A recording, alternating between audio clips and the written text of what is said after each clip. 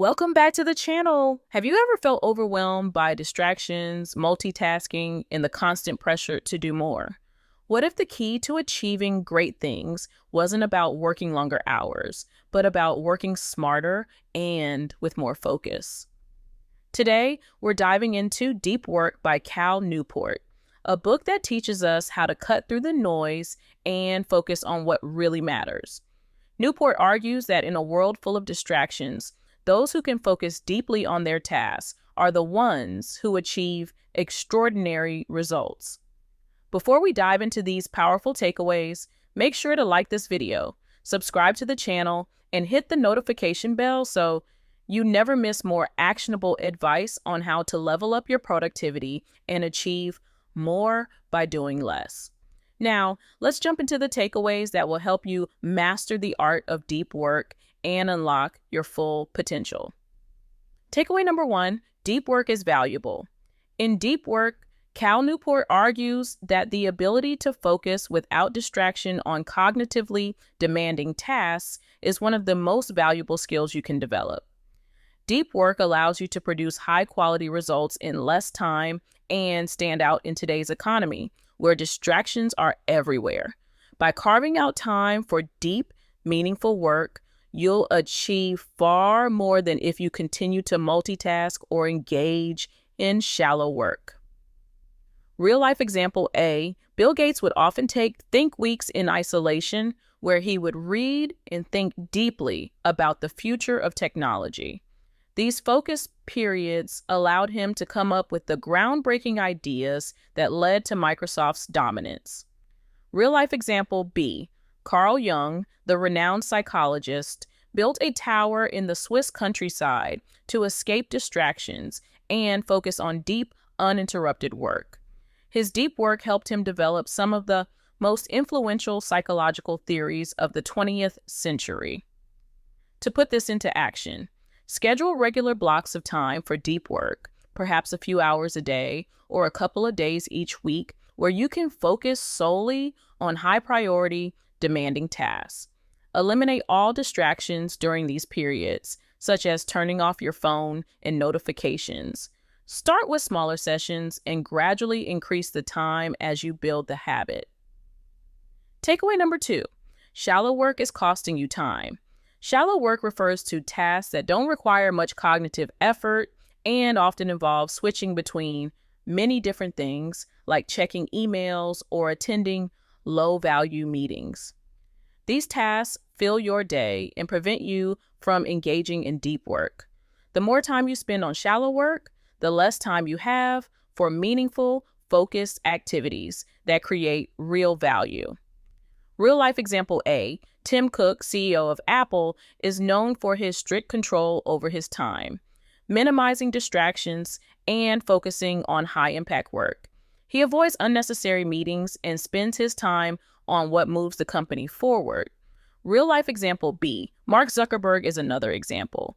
He focuses his workday on high-priority tasks, eliminating unnecessary distractions. He has been known to reduce meetings and streamline communication to stay focused on Facebook's long-term goals. To put this into action, audit your day and identify tasks that qualify as shallow work. What are the activities that eat up your time but don't contribute to your long-term success? Start delegating, automating, or eliminating these tasks. Replace them with time for deep work and be intentional about how you allocate your time moving forward. Takeaway number 3, embrace boredom. In today's world of constant digital distractions, it's difficult to tolerate boredom. But Cal Newport argues that embracing boredom is essential to mastering deep work. The ability to resist the urge to constantly switch tasks or check your phone strengthens your focus and trains your brain to concentrate for longer periods of time. Learning to sit with boredom will make it easier for you to enter a state of deep focus when needed. Real-life example A, Tim Ferriss, author of The 4-Hour Workweek, practices embracing boredom to improve his focus. He intentionally avoids distractions even during idle moments to train his brain to stay focused on important tasks. Real-life example B, the famous writer Haruki Murakami embraces periods of boredom during his daily routine. He works for hours without distractions, and his ability to sit with boredom helps him produce high-quality writing. To put this into action, begin by intentionally practicing boredom in your daily life. Set aside specific times where you do nothing, no checking your phone or engaging with other distractions. Allow your mind to wander and use this as a way to strengthen your ability to focus. This will help you become more productive when you return to deep work. Takeaway number 4, quit social media. Social media is one of the biggest distractions in today's world. It pulls you away from deep, focused work and fills your time with shallow activities that don't contribute to your long-term goals. Newport recommends quitting social media altogether, or at the very least, drastically reducing your use. If social media is essential to your career, he suggests using it only in a highly focused and purposeful way. Real-life example A, Cal Newport himself is not on social media. He has consciously chosen to avoid it, allowing him to focus on his deep work without the constant distraction of notifications. Real-life example B, Elon Musk has expressed that he limits his use of social media, recognizing that it takes away from his ability to focus on the important work of running multiple companies. By avoiding distractions, he can dedicate more time to his vision for the future. To put this into action, take an audit of your social media habits. Are these platforms helping you achieve your goals, or are they stealing your time? Consider quitting or limiting your use of social media for a period of time. If you need to use them for work, set strict boundaries and use them intentionally to avoid mindless scrolling. Takeaway number 5, work deeply, but also rest deeply. In deep work, Cal Newport emphasizes that deep work isn't about working endlessly. It's about working intensely during set periods and then fully resting to recharge. The key to maintaining high levels of focus and productivity over time is balancing periods of deep work with intentional rest. Without adequate rest, you risk burnout and diminishing returns on your deep work. Real-life example A, author and entrepreneur Tim Ferriss schedules deep rest as a part of his routine, balancing intense work sessions with recovery time. He engages in activities like long walks, meditation, and taking regular vacations to recharge. Real-life example B, writer J.K. Rowling, while writing Harry Potter, would take long breaks between writing sessions. She understood the importance of rest in maintaining creativity and focus, which helped her produce some of the most beloved books of all time. To put this into action, schedule rest just as intentionally as you schedule deep work, whether it's through sleep, exercise, or taking time off to do something you enjoy. Make sure to give your mind the chance to recharge. Without rest, your ability to focus deeply will decline, so ensure you're balancing work with sufficient recovery time. Takeaway number 6, create rituals for deep work. One of the best ways to ensure you consistently engage in deep work is to create structured rituals around it. These rituals help set the stage for focused work, allowing you to enter a flow state more easily. Whether it's a specific time of day, a particular environment, or a series of actions that prepare you to work, these rituals can help condition your brain to focus when needed. Real-life example A, Cal Newport himself follows a strict routine when engaging in deep work. He has a dedicated workspace, a set time for deep work, and even specific rituals that signal to his brain it's time to focus. Real-life example B, writer Haruki Murakami has a ritual that includes waking up early, exercising, and then writing for hours without interruption. This routine helps him dive deep into his writing, enabling him to produce work consistently and with focus. To put this into action, design your own deep work rituals. Identify the conditions that help you focus best. This might be a specific time of day, a quiet space, or even listening to particular music. By creating these rituals, you signal to your brain that it's time for focused work, making it easier to slip into deep work mode. Takeaway number 7, the power of boredom for focus. Cal Newport argues that our constant need for stimulation is one of the biggest barriers to deep work. In order to become more effective at concentrating, we must learn to embrace boredom and resist the urge to constantly check our phones or switch tasks.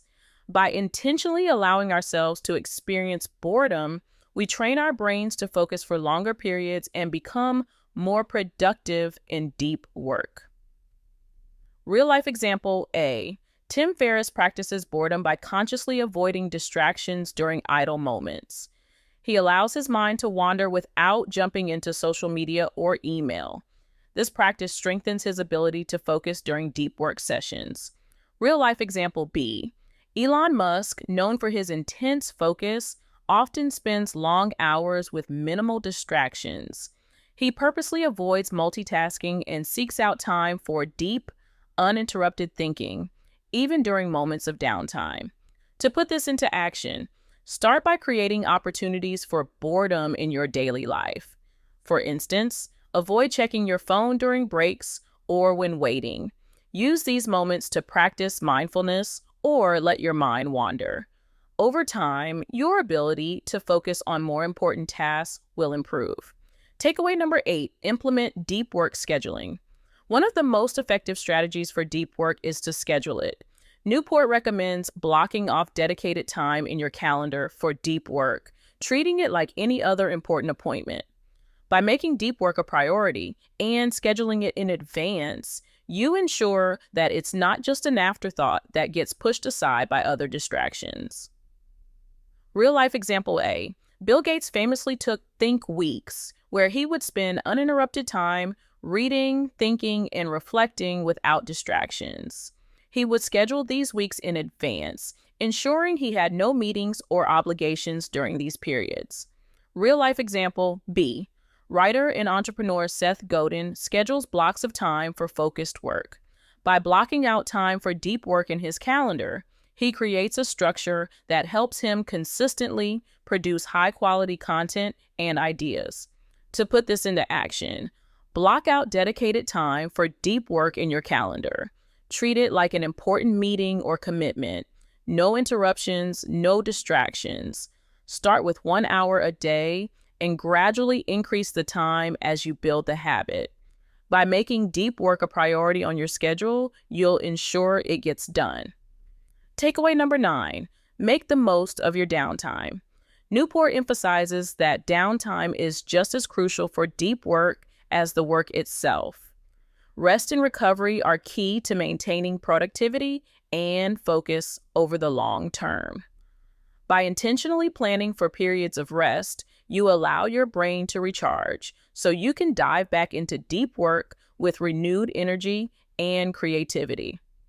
Real life example A, Arianna Huffington, the founder of the Huffington Post, advocates for the importance of sleep and recovery.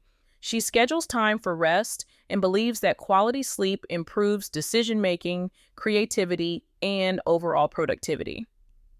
Real-life example B, Thomas Edison, known for his groundbreaking inventions, would regularly take breaks to rest. He understood that innovation requires mental rest and used his downtime to give his mind a chance to process information and recharge. To put this into action, schedule regular downtime in your day, just as you schedule work. Take breaks between deep work sessions to give your brain a rest, make sleep a priority, and engage in activities that help you unwind and rejuvenate, such as exercise, reading, or spending time outdoors. This will help you maintain long-term focus and prevent burnout. Takeaway number 10, embrace rituals to reinforce focus. Newport advocates creating rituals and routines around your deep work to make it easier to get into a focus state. By having consistent rituals such as a set time and space for deep work, you train your brain to enter a state of focus more easily. This helps minimize resistance to starting and maximizes the quality of your work. Real life example A, Writer Haruki Murakami has a daily routine where he wakes up early, exercises, and then writes for hours without distractions. This ritual helps him get into the zone and be productive. Real life example B. Cal Newport himself has a strict routine around his deep work. He has specific times for focused work, and his environment is carefully designed to support his concentration. By making deep work a habit, he can produce high-quality work efficiently. To put this into action, create a consistent ritual for deep work. Decide on a specific time and place where you can work without distractions. Establish actions that help you transition into deep work, such as clearing your workspace or using music or silence to signal the start of your focused work period. By sticking to a routine, you'll make deep work a regular part of your day. So there you have it. The 10 key takeaways from deep work that can help you master focus, increase productivity, and create meaningful results. To recap, we've discussed how deep work is essential in today's distracted world, and how embracing boredom, eliminating distractions, and setting clear goals can help you achieve more. We also covered how creating rituals, scheduling downtime, and focusing on results rather than time spent can transform the way you work. What's next? Now it's time to put these principles into action. Start by setting aside time for deep work each day.